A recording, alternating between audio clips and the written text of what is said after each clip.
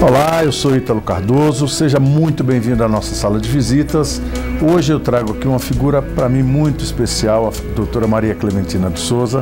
Eu a conheci quando ainda era deputado na Assembleia Legislativa de São Paulo e voltando em Santo Amaro há poucos dias para resolver um problema dentro do meu mandato, encontrei de novo com a doutora Maria Clementina, agora delegada titular da 6ª Delegacia do Idoso de Santo Amaro. E então eu aproveitei a oportunidade e a convidei para que viesse aqui à nossa sala de visita para contar não só a sua história, que é muito bonita, mas também falar um pouco do trabalho da questão da violência contra o idoso. Como vai, doutora? Tudo bem, obrigada. Eu é que agradeço esse convite para estar aqui na sala de visitas, né? E agora reencontrando na Delegacia do Idoso. Quando Vossa Excelência era deputado, nós nos encontramos porque eu desenvolvi um trabalho com referência à violência contra a mulher, violência doméstica, que aliás, esse mês comemora, assim, puxado, né, da violência doméstica, da Delegacia da Mulher. Nós estamos completando 5 anos da Lei Maria da Penha, né, já em dezembro, tudo passa muito rápido. Eu quero aproveitar, né, doutora, se me permite, porque a história da vida profissional da doutora Clementina, ela é muito ligada a questões da questão social, da luta pelos direitos da mulher, do negro. A história dela, inclusive, a doutora Clementina é pioneira, porque foi na década de 80 a primeira delegada negra. Primeira mulher negra, delegada de polícia. E assim, eu sempre falo que ela e a Coronel Vitória são pioneiras. A Coronel Vitória hoje é subprefeita no Ipiranga, né, foi a primeira oficial mulher negra também no estado de São Paulo. E a doutora Clementina que foi condecorada por uma mulher, que é a nossa vice-prefeita, Alda Marco Antônio, que condecorou a Coronel Vitória. Então, né? Nós somos a primeira mulher negra. De carreira. E aí tem algumas passagens que eu acho muito bonitas, como a passagem pelo 100º DP mesmo de Santo Amaro. Eu queria que você contasse um pouco, faz um briefing para nós desses 30 anos de carreira, por onde você já passou, doutora, porque aí tem essa questão do idoso, que é um trabalho maravilhoso que você está desenvolvendo agora em Santo Amaro, mas ela é continuidade de um processo, de uma história, você não chegou lá de repente. Como é que foram esses 30 anos? É uma história que a gente fala que nós temos que matar um leão por dia. Que diz que a mulher negra ela tem que matar um leão por dia. Porque o nosso início de carreira, nós tínhamos que lutar por 2 questões, que era a questão de gênero e a questão racial. Porque eu sendo a primeira mulher negra, delegada de polícia, então há aquele choque de culturas, né? Porque no início que eu era plantonista, então quem vai a um distrito policial, ou ia antes, ele esperava encontrar um homem falando grosso, dando murro na mesa e tudo mais. Isso em 82, 81? 82, 83, 84, né? E quantas vezes chegava alguém, dizia para mim, ô mocinha, você quer chamar o delegado? E aí vai daquele humor, né? Então, naquele dia cedo, conforme o humor, aí eu brincava. Mocinha, já amenizou, né? Mocinha. Aí eu brincava com o senhor e falava assim, o senhor quer o delegado, mas não serve delegada? Aí ele já falava, peraí, mas aquilo que a gente via na mídia, na imprensa, na televisão, quer dizer que então existe de verdade delegada aqui em campo? Falei, existe. Não, então é com a senhora mesmo que eu quero falar, né? Pois é, eu sei que nesse início de carreira a senhora tem uma passagem importante pelo 100º DP. Jardim Herculano, Jardim Ângela. Isso, é mais conhecida como a Delegacia do Jardim Ângela, né? Onde nós pudemos desenvolver um trabalho lá, porque no passado o Jardim Ângela era considerado o bairro mais violento do mundo na estatística da ONU. E nós conseguimos mudar essa imagem, né?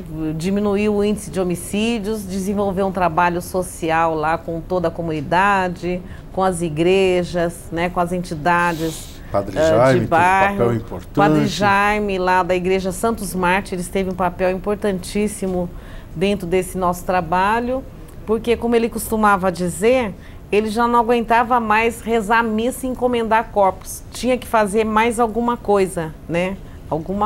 Algo mais, além do mais. E até hoje, até o seu público está convidado, todo dia 2 de novembro, pela manhã, nós temos lá com o Padre Jaime a caminhada pela vida e pela paz. Já participei, né? Muito dessas caminhadas. Isso, toda primeira sexta-feira do mês a gente tem o Fórum da Vida lá com o Padre Jaime, toda primeira sexta-feira lá na igreja. A senhora continua acompanhando esse trabalho? Continuo acompanhando porque nós temos lá a Casa Sofia, que é que trata da questão da violência doméstica. Então, até meio irônico, eu sou titular hoje da Delegacia do Idoso, mas aquela imagem de delegada da mulher, ela continua. Sim. E nós continuamos a praticar. Então, nós temos muito contato com a Casa Sofia, que é ligada lá à Igreja Santos Mártires, que é apoio, né, para a mulher vítima de violência doméstica. Tá. Porque, aliás, falando de idoso, nós temos também as nossas idosas, né, vítimas de violência doméstica. Sim, sim. Porque aí até há um choque, porque nós temos o Estatuto do Idoso, que é a Lei 10.741, que trata da questão da violência específica contra o idoso. Mas às vezes o pessoal se confunde e às vezes nós temos casos da idosa vítima de violência doméstica também. Lógico. Tanto praticado pelo idoso como por sua própria família, né? Porque a questão da violência contra o idoso, é interessante que a maior parte dos que cometem a violência é justamente quem deveria lhe dar proteção.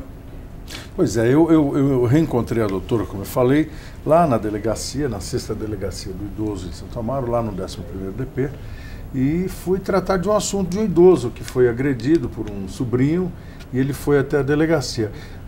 Inclusive, dia 1º de outubro é um dia que se comemora no país inteiro essa questão. Sim, isso. Nós temos uma lei federal, que é a 11.433, que trata que todo dia 1º de outubro deve ser comemorado, especialmente pelo órgão público, né? Deve ser lembrado a importância do idoso na sociedade.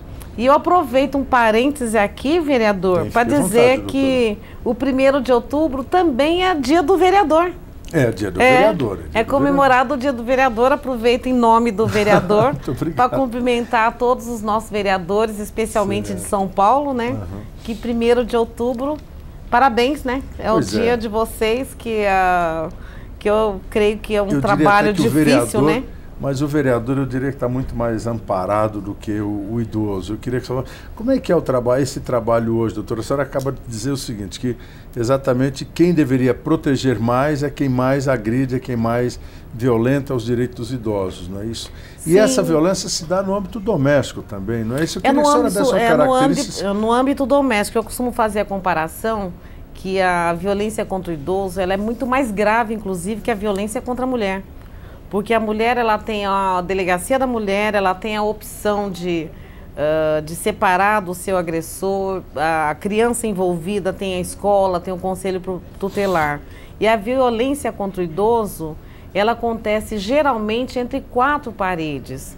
Então, em muito, nós funcionamos com a denúncia anônima. Então, você aí que está nos assistindo, é muito importante o 181, que é o Disque Denúncia. 181 Disque Denúncia.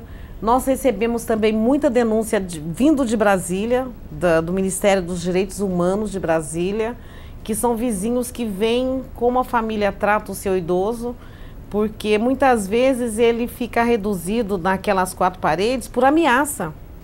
E ele tem muito medo de ficar sozinho.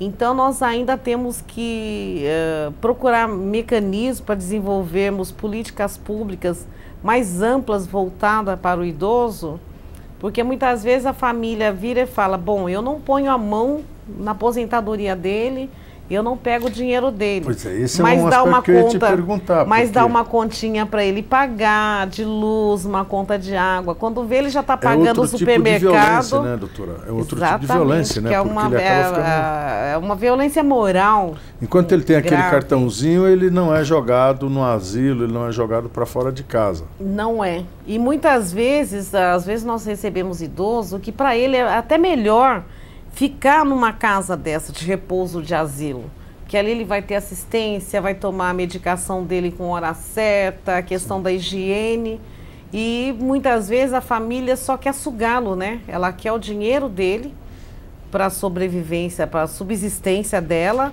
e na hora, por exemplo, de um lazer, porque o que é muito sério hoje é que o nosso idoso ele não tem um lazer.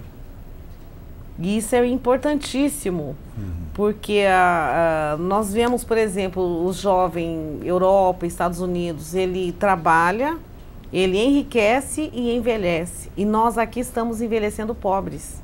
Então, é uma questão previdenciária muito grave, né? Que está na hora da gente voltar os olhos para isso. Porque nós somos um país que estamos envelhecendo. Hoje nós já somos mais de 20 milhões de idosos. E isso acaba sendo um peso muito grande. Porque muitas vezes a gente confunde violência familiar também contra o idoso. E nem sempre é assim. As famílias têm compromisso. O filho, o neto, a nora, eles têm que sair, têm que trabalhar e aquele idoso tem que ficar sozinho. E isso não pode. Mas, doutora, vamos... como é cruel essa história que a senhora conta. E, por exemplo, chega notícias aqui do número cada vez maior de idosos envolvidos também na criminalidade. Como que é isso? Como que se percebe isso hoje em Santo Amaro, por exemplo, que é uma região que tem uma periferia muito violenta e que o narcotráfico tem um peso muito grande? Como é que está se dando esse envolvimento do idoso no narcotráfico, inclusive como consumidor de drogas, né? Me chegam notícias que o número de idosos... É o dinheiro fácil. O dinheiro fácil acaba fazendo com que a pessoa entre para o mundo das drogas. Nós temos um caso até meio que irônico assim, nós temos idoso que recebe de volta em casa o seu filho já quase idoso. Por quê? Porque ele estava envolvido com drogas, envolvido com bebida alcoólica, e aí a mulher o colocou para fora de casa. Aí ele retorna para a casa dos pais.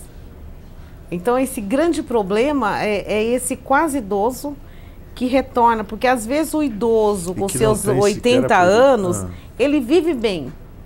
Com 70, 80 anos, ele está bem. Ele, a mulher... ele ganha de aposentadoria, dá para tocar. Sim, né? Ele está bem, mas o que vai pesar para ele é aquele cinquentão, quase sessentão, que vem de volta, que a mulher colocou para fora, que volta para casa dos pais. Aí ele vai estar o quê? Ele vai estar sozinho, vai estar sem a família, ele vai estar vulnerável ao crime organizado. Deprimido. Vai estar deprimido, vai estar vulnerável ao crime organizado. E aí é que entra todo esse conflito social. Então é um problema de uma fase da idade que a pessoa geralmente está com a autoestima lá embaixo. Está com a autoestima lá embaixo e o mundo das drogas, ele está sempre ligado naquela pessoa que está vulnerável, né?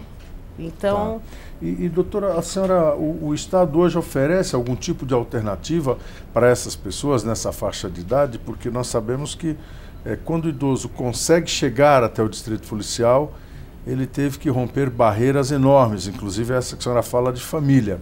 Né? Sim, e ele já chegou ali porque é o desespero, ele não tinha outra coisa a fazer. É a última porta. Tanto que nós temos hoje, nós existe algum abrigo, existe algum programa que atende a essa população? Está se começando aos programas, aos abrigos, a própria polícia está começando a desenvolver programas que hoje nós temos, por exemplo, na Academia de Polícia, nós temos o Centro de Direitos Humanos, que é exatamente aquele trabalho voltado de conscientização ao policial da importância social do papel que ele tem que desenvolver, porque o policial novo, ele entra na polícia cheio de sonhos, né? Vou prender bandido, né?